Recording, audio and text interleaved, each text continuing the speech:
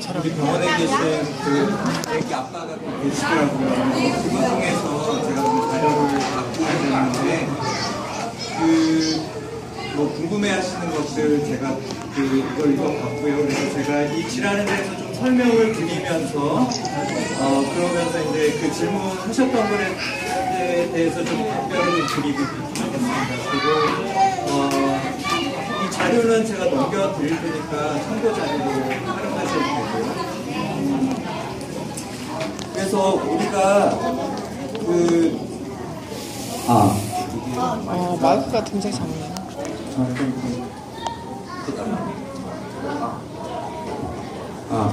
이게 낫겠네. 우리가 이제 비조지 증후군 또는 캐치 22 증후군 이렇게 얘기를 하는데, 현재 이제 통용되는 이 질환은 저희가 의학적으로는 22번 장완의 미세결실 증후군. 그래서 이걸 어떻게 읽냐면 22Q 11.2 미세결실 증후군이라고 읽어요. 22Q 11.2라고 읽지 않습니다. 이게 또 이제 이 명령법인데 11이라고 안 읽고 11.2라고 읽어요. 이게 어떻게 보면은 유전자의 지도 같은 거거든요. 그래서 22Q 11.2인데 22는 22번 염색체라는 말이고 Q는 장완이라는 말이에요. 장완이라는 말이고 이제 11.2는 22번의 그 장완에서 번지수라고 생각하시면 돼요. 번지수가 11.2인 그 부위에 미세하게 결실이 있는 증후군이다. 그래서 22Q 11.2 그냥 우리가 쉽게는 그냥 22 장완에 아니면 그냥 22 미세결실 증후군 이렇게 얘기를 하고 있습니다. 그래서 이거는 이제 알려지기로는 사람에서 가장 흔한 염색체 미세결실 증후군이에요. 그래서 우리가 염색체 질환 그럼 가장 흔한 게 뭐가 있나요? 다운 증후군 있죠. 다운 증후군이 이제 한 1000명당 1명 이 정도인데 염색체 질환 중에서 다운 증후군하고 또 이제 또 하나 흔한 게 터너 증후군이라는 게 있는데 그거 다음은 이거이지 않을까 싶습니다. 그래서 이제 가장 흔한 근데 이제 그거 같은 경우는 다운 증후나 터너 증후군은 염색체가 통째로 없어지거나 아니면 통째로 하나가 더 있거나 이런 건데 이 질환 환자분들을 보시면 이게 이제 사람의 염색체인데 사람의 염색체는 이렇게 23쌍으로 이루어져 있어요. 그래서 1번부터 22번은 상동 염색체 그래가지고 이게 쌍을 이루어요. 그래서 1번도 똑같은 거가 2개씩 있고 2번도 똑같은 거 그래서 22번까지는 똑같은 게 2개씩 있고 그 다음에 나머지 한 쌍을 우리가 그 성염색체라고 해가지고 이제 성별을 구분 지어주는 건데 남자 같은 경우는 XY고 여자는 XX 이렇게 돼 있어요. 그래서 이 22번의 장완에 있는 미세결실 증후군 같은 경우는 여기서 하나의 염색체는 22번에서 하나의 염색체는 정상인데 하나의 염색체는 요게 이제 위에 이렇게 조그맣게 꼬다리 같이 달려있는 거 있잖아요. 이게 단완이거든요. 짧은 그러니까 완이라는 거는 우리가 팔의 한 놈인데 이 단완이고 그리고 여기가 장완이에요. 장완인데 여기서 일부만 이렇게 떨어져 나간 이게 이제 선천적으로 떨어져 나간 그 질환을 말하는 거예요. 그래서 이제 그러면은 왜 우리가 염색체라는 것이 있고 유전자라는 것이 있잖아요. 그 개념이 또 이제 다른데 우리가 사람 몸을 이제 제가 이 설명을 드린 부모님도 아마 있을 것 같은데요. 사람 몸을 도서관이라고 이제 치면 좀 전에 보여드렸던 이 염색체는 하나의 서가라고 생각하시면 돼요. 그래서 이게 이제 도서관이다. 그러면 책이 이렇게 쫙 꽂혀 있는 거예요. 1번 서가, 2번 서가, 3번 서가, 4번 서가, 22번 서가까지. 여기는 보면은 여기가 이렇게 보면 밴드 모양이 이렇게 보이잖아요. 여기에 책들이 이렇게 쫙 나열돼 있어서 그게 이런 패턴을 이루고 있다고 생각하시면 돼요. 그래서 1번에는 이렇게 똑같은 책이 2권씩 이렇게 쫙 나있고 2번에도 똑같은 책이 쫙 나있는 거예요. 이렇게 쌍을 이루면서 이게 22번까지는 이렇게 똑같은 책이 2권씩 이렇게 쫙 쌍을 이루면서 이렇게 서가에 꽂혀져 있는 거고, 성형색체는 조금 달라요. X에 꽂혀 있는 책하고 Y에 꽂아 있는 책하고는 좀 달라요. 그래서 22번을 보면 22번에서는 한쪽은 책들이 다 꽂혀져 있는데 한쪽은 이제 이 장환의 일부분이 책이 이렇게 쭉 빠져 있는 거예요.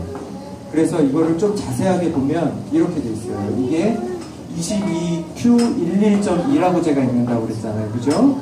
그러면은 여기를 보면은 여기를 조금 이렇게 확대해서 보면은 이렇게 유전자 이름이 이렇게 쫙 있어요. 유전자 이름들이 쫙 있는 거예요. 그래서 이거를 한 권 한 권 이렇게 생각하시면 돼요. 그래서 여기는 뭐 저도 기능도 잘 모르고 아무튼 그런 유전자들이 많이 있는데, 여기 보면은 뭐 이런 이름을 가진 유전자도 있고, 피라라는 이름을 가진 유전자도 있고, TBX1이라는 이름을 가진 유전자도 있어요. 이런 거를 각각의 책 한 권, 책의 이름이라고 생각하시면 돼요. 이 책들이, 그러니까 한쪽에는 다 있는 거예요. 이 책들이. 근데 이 아이들 같은 경우는 이제 우리가 어떤 이제 아기가 만들어질 때 어떤 의도치 않은 실수에 의해서 여기서부터 여기까지의 책들이 떨어져 나가는 거예요. 빠져버린 거예요. 그래서 이것들은 원래 2권씩 있어야 되는데 이 아이들은 한 권씩만 있는 거예요. 근데 이제 우리가 검사를 하다 보면 모든 아이들이 다 이렇게 똑같은 책들이 없어지는 건 아니고, 어떤 아이들은 여기서부터 여기까지, 어떤 아이들은 여기서부터 여기까지 없어지고, 조금씩 범위는 좀 달라요. 예, 그래서 이제 그렇게 이제 이 질환이 그렇게 구성이 되어 있다. 이거를 이제 아실 수가 있고, 그러면 우리가 이 질환을 부르는 이름이 굉장히 다양해요. 이제 그래도 이제 우리가 가장 부르기 쉽고 이런 게 디조지 증후군인데, 이거 말고 이제 캐치 22 증후군이라고 얘기를 하는데, 이제 캐치 22는 뭐 심장에 이상이 있고, 뭐 얼굴 형태가 이상하고, 뭐 이런 것들을 종합해서 영문으로 이렇게 따온 말인데요. 이게 이제 우리나라에서 상관없는데, 이제 미국에서는 이 캐치 22라는 제목을 가진 소설이 옛날에 있었어요. 2차 대전에. 근데 그 소설이 좀, 이 캐치 22에 대한 내용을, 그러니까 캐치 22라는 게 굉장히 상징적인 내용인데, 사람이 이러지도 못하고 저러지도 못하고 굉장히 좀 막 이렇게 갈등적인 상황을 이제 표현하는 그 단어로 이게 사용이 됐거든요. 그래서 이거를 많이 쓰지는 않아요. 캐치 22라는 말을.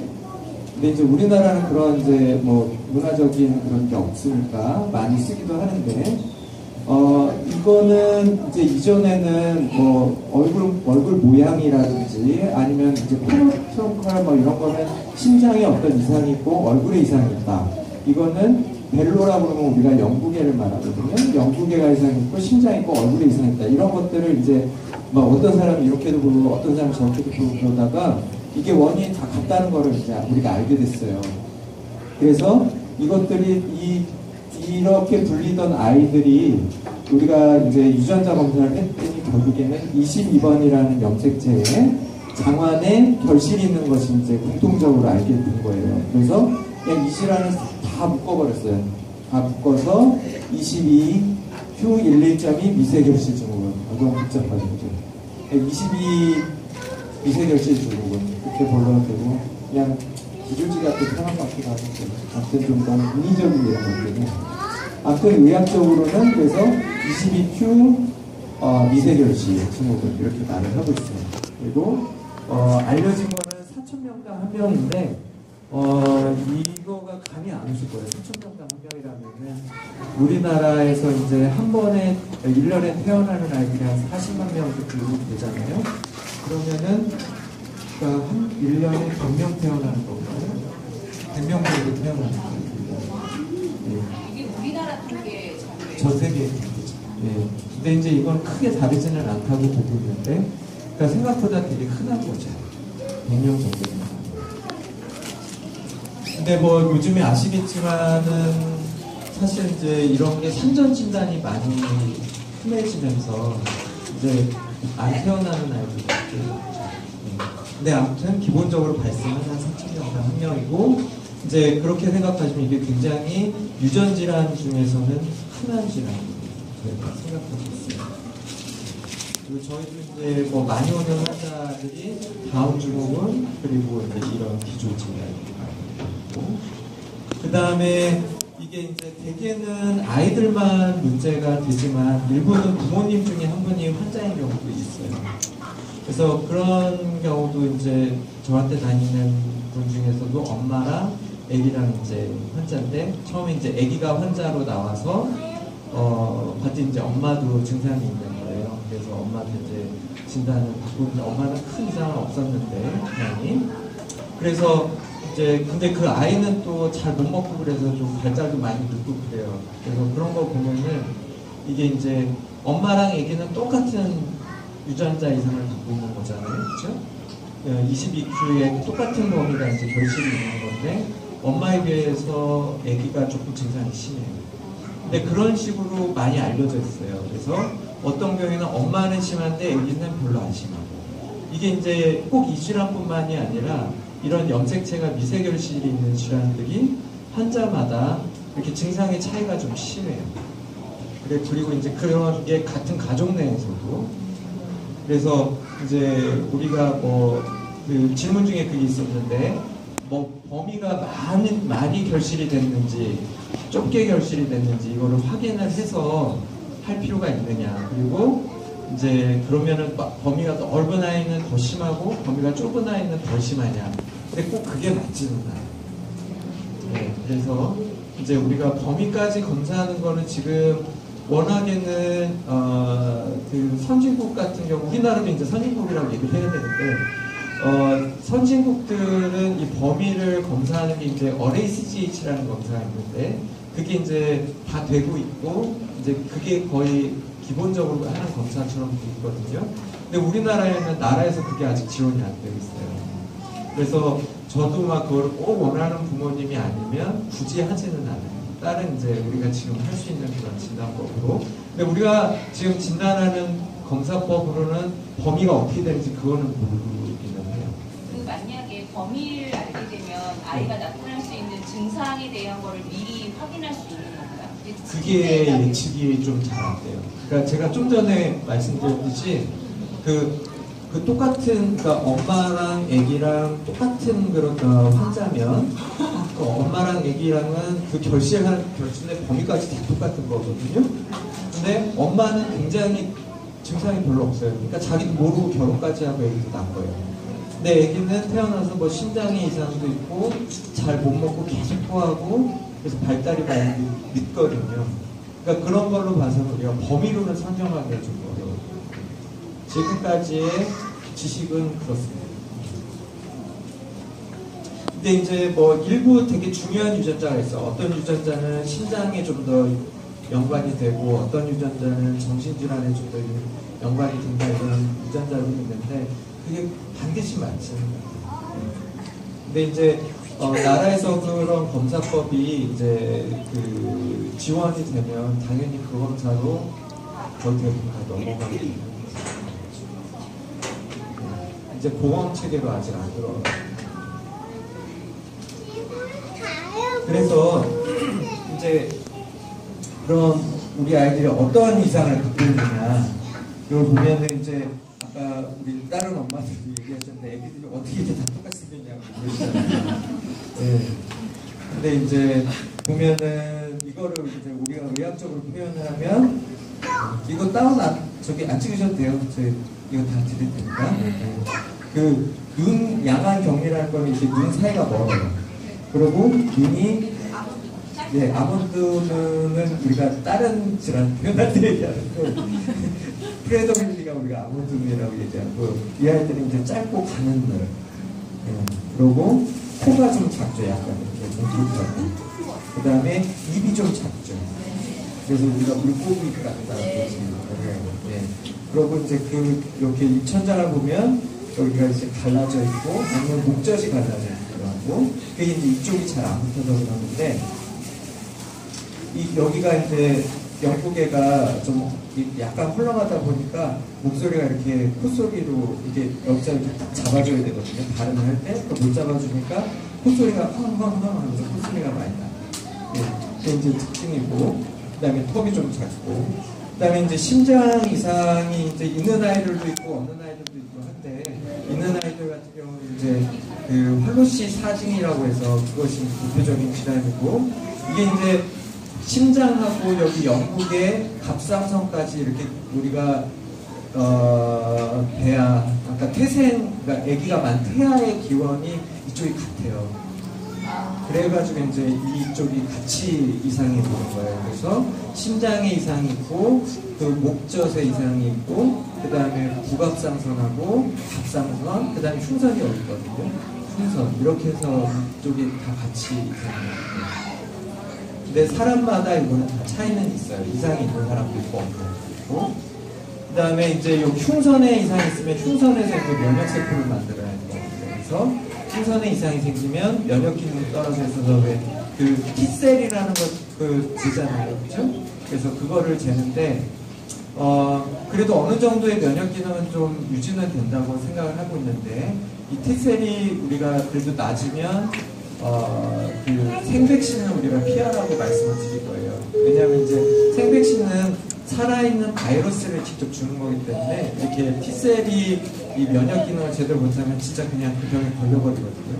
그래가지고 저희가 이제 생백신을 맞지 말라고 이렇게 말씀을 드리는 거고, 그 다음에 이제 갑상선에도 문제가 있어서 저하증이 있는 아이들도 있고 또 갑상선염이 생기기도 하는데 이것도 일종의 면역 기능이 좀 문제가 있다 보니까 처음에는 선천성으로 갑상선은 괜찮은데 나중에 후천성 갑상선염 그래갖고 하시모토병이라든지 이런 거 걸리는 아이들이 있긴 있어요. 그리고 다른 이런 면역 기능이 약간 문제가 오면서 용혈성 빈혈이 생긴다든지 아니면 혈소판이 떨어진다든지 이런 아이들도 있는데 많지는 않아요. 그 다음에 이제 여기 보면은 이 갑상선 뒤로 부갑상선이라고 하는데 또 칼슘 담당하는 데가 있거든요. 그래서 일부 아이들은 이제 이 부갑상선에도 이상이 있어가지고 칼슘약 계속 먹고 있고 이런 아이들이 있죠. 그 다음에 또 우리가 이제 약간 그 관심을 이제 놓치기 쉬운 부분 중에 하나가 이 아이들이 토 많이 해요. 네, 그래서 미식도 역류가 많고, 그 다음에 몸무게가 잘 안 늘고, 그 다음에 이제 또 영구개가 문제가 있다 보니까 삼키는 것도 잘 안 되는 아이들이 있어요. 그래서 이 콧줄로 먹이는 아이들, 이게 꽤 오래 먹고 있는 아이들도 있고, 심한 아이들은.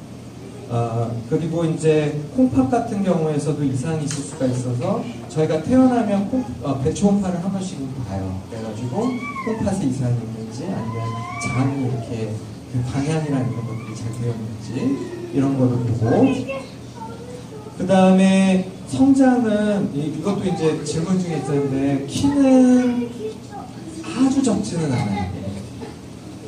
그래서 이제 아주 적었으면 좋겠어요. 아니요, 너무 좋아요. 아주 적으면 이제 나를. 네? 근데 이제 그게 저희도 이제 그래서 계산을 해보면 이제 제가 좀 이따 데이터 보여드릴 건데 이제 성장 호르몬이 필요할 정도까지는 네. 그래서 아주 많이 작은 아이들은 성장 호르몬을 쓰는 경우들이 보고가 있기는 있는데 이 병에서 기본적으로 성장 호르몬을 쓸 필요는 없다고 합니다. 그렇고 그 다음에 이제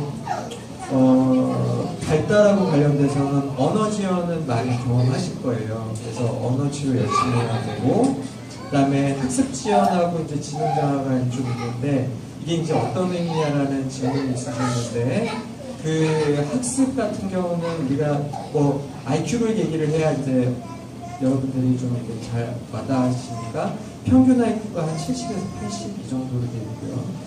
우리가 이제 그래요? 아니 옛날에 애기아빠가 책을 보다가 우리도 아이가 80이라는 거예요. 그래서 그 얘기를 펴주고. 아니 근데 80인 애가 공부하면 85나 90. 그 정도가 알았기 때문에 엄마가 느끼기에. 근데 그래서 저희가 조기에 학습 치료를 하라고 말씀을 드리는데 그렇기는 한데 이제 사실 저희들이 이제 각종 유전 질환의 환자들을 다 보잖아요. 보면은 그래도 이 아이들은 많이 남은 편을 속해요. 얘네들은 먹는 거 뭐 아무리 제한할 필요 없고요. 먹는 거 맘대로 먹잖아요. 네, 저희한테 오는 아이들 중에 먹는 거 제대로 못 먹는 애들이 굉장히 많거든요. 이거 먹으면 안 된다. 평생을 그렇게 조절해야 되는데 그런 거에 비하면 좀 나은 거고 그 성장 호르몬을 쓰는 질환이라고 해서 꼭 이게 그 질환이 더 좋은 건 아니에요. 그 아이들 중에 뭐 그 식욕 조절 안 돼가지고 결국에 막 한 20살쯤 되면 막 130kg 막 이래가지고 그런 아이들은 이제 폐 기능에 문제가 오거든요. 우울증 오고. 근데 그런 거에 비하면 이제 그래도 어렸을 때부터 관리 잘 하면 괜찮으니까. 그래서 이제 못 가진 것만 생각하시면 너무 이제 안타깝지만 또 이제 보면은 이 질환 때문에 다른 그 다음에 이제 이거는 저도 참 말씀드리기가 되게 예민한 부분이긴 한데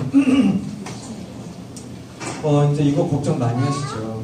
뭐 우울증, 조울증 이제 드물게는 이제 한청이 들린다고 하고 그래가지고 되게 청소년기 이때 이제 그전에 몰랐다가 아무것도 몰랐다가 청소년기에 어떻게 이제 갑자기 그런 한청 들리고 그래가지고 그 정신과 쪽에 입원해서 저쪽으로 내려가지고 진단되는 아이들이 있어요. 그래서 근데 그거에 외국계에서는 이제 그런 게 25%까지라고 하는데 그럼 되게 많은 거잖아요. 근데 저희는 그렇게 많지는 않았어요. 저희는 10% 미만, 이따가 데이터를 보내드리긴 할 텐데요. 그래서 이제 이게 많지는 않은데 아이들 보면은 강박증은 좀 있는 것 같아요. 그리고 조금 우울증도 있고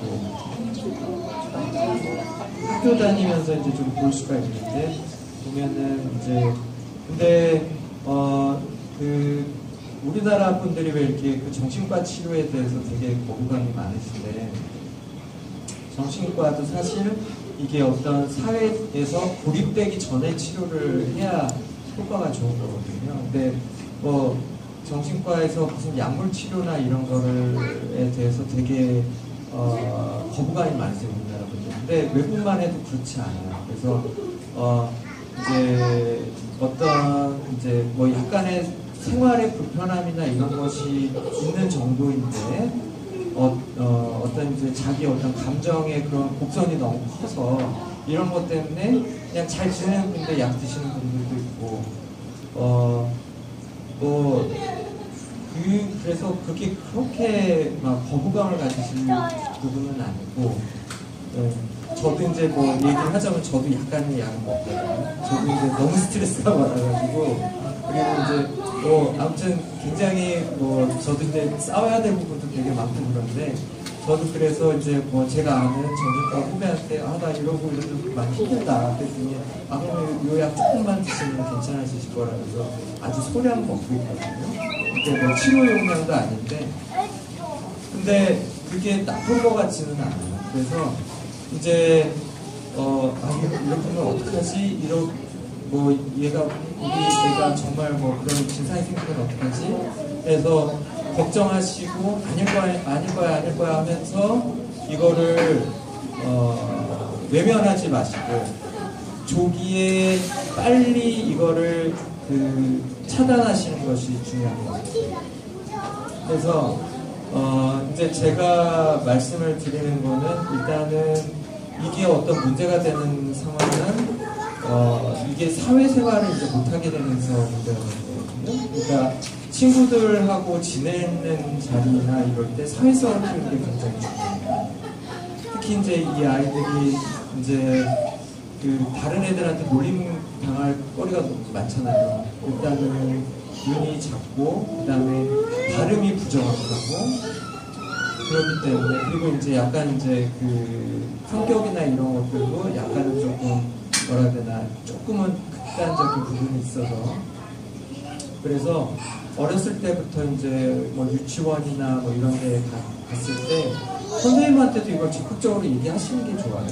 얘기를 해서, 이 아이들은 이런 거를 주의해야 되고 그래서 친구들하고 이 원만한 관계를 갖는 게 굉장히 중요하다. 그래서 그런 식으로 주기를 하시는 게 이 아이들의 미래를 위해서 중요한 게 아닌가 이런 생각이 들고요. 대개는 이제 이런 것들이 어떤 대개는 이런 뭐라고 그러나 큰 충격이나 뭔가가 있거든요. 근데 그때가 대개는 사춘기 이때니까 이럴 때는 좀 아이들을 좀 잘 보셔서 그런 순간들이 좀 생기는지, 그래서 조금이라도 뭔가 이상하다 그러면은 그냥 빨리 가시는 게 좋아요. 거부감 갖지 마시고. 그래서 그렇다는 겁니다. 그 다음에 이제 척추뼈 같은 경우는 이제 저희가 척추가 휘는지 이 아이들이 약간 이제 근육 힘이 좀 떨어진다고 보고, 그 다음에 이제 목뼈 같은 것도 이제 저희가 필요에 따라서 보고 있고요. 이 얼굴을 보면은 이제 다 똑같죠. 근데 이 아이들은 우리나라 아이들이 아니에요. 이 아이들은 중국 애들인데 다 똑같아요, 그죠? 보면은 얼굴 간격이 넓고, 그 다음에 코가 이렇게 하고, 입이 되게 이렇게 코를 그려보면 저희 인종파들이니까 다른 나라는 이렇게 같을 수가 있는. 서양 애들은 조금은 다르죠.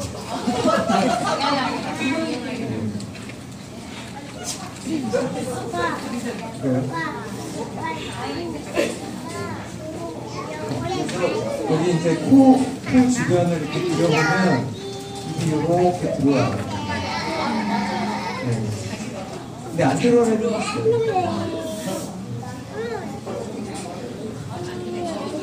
그렇다는 거고, 이제 심장 같은 경우는 활로시 사진을 해가지고 여기가 이제 이게 정상 심장인데 이게 이제 그 정맥피가 이렇게 들어가고 이제 폐를 통과한 다음에 이제 산소를 받아서 이게 대동맥으로 이렇게 나가는 건데, 여기는 이제 심실이라고 하는데요. 여기 구멍이 있으면서 폐동맥을 나가는 이 부위가 이렇게 좁아지면서 이 정맥 나쁜 피가 이쪽으로 쏠려갈 수가 있어요. 그래서 아이들이 청각성을 느끼시는 이게 이제 대표적인 심장병 아이들이거든요.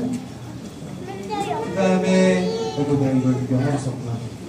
이제 영국애가 이제 콧소리가 나는 이유가, 우리가 이제 이걸 옆에서 보면 그러는데 이게 이빨이고 이 입술이고 이게 혀고 이게 딱딱한 두개, 영국애라고. 그리고 여기가 영국애인데 여기가 헐렁한 거예요. 그러니까 그냥 봐서는 이게 다 막혀 있어도 목젖이 두 개로 갈라져 있는 부분이 여기가 이제 잘 안 붙어져 있거든요. 3번이. 그래서 여기가 헐렁하니까 발음할 때 여기가 이렇게 딱 하고 붙어줘야 되는데 이게 안 붙어지니까 그냥 코로 그냥 발음을 해버리는 거예요. 그래서 이제 이거를 어떻게 할 거냐가 사실 관건이에요. 이게 어떻게 해라 이런 것들도 사실 이게 올바른 치료다 이렇게 알려져 있는 것도 없고, 근데 기본적으로는 우리가 언어 치료 이런 거 많이 하시잖아요. 언어 치료 많이 하고 있고, 그 다음에 최근에 이제 저한테 오신 분들한테 제가 그냥 아예 백몽민 교수님 소개시켜드리고 있는데, 그분만 이 질환에 조금 더 맞게 해주시는 것 같더라고요. 그래서 이것도 이제 환자마다 다 다른데, 이게 이제 영국에면 이거를 입을 이렇게 밑에서 위로 본 거라고 생각하면 돼요. 이게 위에 잇니빨이고, 이게 이제 그 경부개고, 여기가 영국에 해당하는 거예요. 목젖이고, 여기가 이제 목구멍인데요. 이게 지금 약하니까, 그 전에 수술은 어떻게 하냐면은 이거를 그냥 이렇게 꼬매주는 건데, 꼬매주면은 이게 그것만 자체로는 이제 조금 부족한 거예요. 그러니까, 이거에다가 여기 이제 목젖에서 좀 이거를 살을 이렇게 좀 노려내서 이거를 목구멍에서, 목젖은 이렇게 아예 이쪽으로 이렇게 붙여버리고 목구멍에 있는 살을 조금 도려내가지고 여기다 이렇게 붙여주는 거예요. 그럼 여기가 조금 단단해지겠죠. 그러니까 발음 새는 걸 좀 막아줄 수 있는데, 아직까지 성형외과에서도 이게 표준 치료다 이렇게 얘기하고 있지는 않아요. 그리고 환자마다 어떤 치료를 할 건지 좀 고민을 해야 된다고 되어 있고, 그 다음에 이 치료를 해도 이렇게 이제 한 번 더 덮어주는 거거든요. 그러면 이걸 덮어줘도 재발할 수도 있다고는 돼 있어요. 그래서 이제 그래도 이제 안 하는 것보다는 그러니까 한 아이가 온 적이 있었는데 발음이 확실히 좋아지긴 하더라고요. 근데 또 이게 이 목구멍에서 이렇게 살을 이렇게 좀 드러내서 하다 보니까 약간 숨막힘 현상이 또 생길 수 있더라고요. 그래서 잘 때 이렇게 코 골고 이런 게 문제가 된다고 하니까 아무튼 이 시술을 하시기 전에 충분한 상담을 하시고 그러고서 진행을 하셔야 될 것 같아요. 대개는 하는 거는 4살에서 6살 이후 이쯤에 하도록 하고요. 그래서 요거에 대한 궁금증이 좀 풀리셨으면 좋겠고, 지금 진단은 우리가 이런 염색체 진단을 하고 PC라는 검사 제가 보여드린 부분들도 있을 거예요. 염색해서 하는 거 그런 검사가 있고, 최근에는 MLP라고 그래가지고 아예 컴퓨터로 이렇게 결실된 부위가 이렇게 빨갛게, 이 녹색이랑 파란색은 정상인데 이제 결실된 부분은 이렇게 빨갛게 이렇게 떨어지는 이런 거를 우리가 검사를 해서 진단할 수 있는데, 아까 말씀드린 것처럼 이거는 다 이제 나라에서 의료보험으로 해주는 검사인데, 이게 검사들이 그 범위를 알려주지는 않아요. 어디서부터 어디까지가 결실될지 이거를 알려주지는 못하고, 그 다음에 이제 염색체 검사는 우리가 이게 잘 놓쳐요. 왜냐하면 아까 그 그림에서 맨 첫 페이지에서 보여드렸던 그 그림에서 보면 염색체 모양에서 조금 짧아지는 거기 때문에 이거는 우리가 그냥 이 염색체 검사는 이렇게 눈으로 확인하는 거라서 놓칠 수가 있고, 그래서 많이 쓰는 게 이 PC라는 검사, 염색해보는 거죠. 그래서 보면은 이게 이제 염두색이 22번이라는 지금 이 얘기고, 그럼 22번이고 이 빨간색이 아까 22Q11.1에 해당하는 그 부위예요.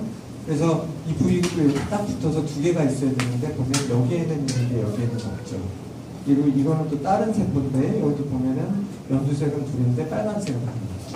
그래서 이게 이렇게 결실됐구나.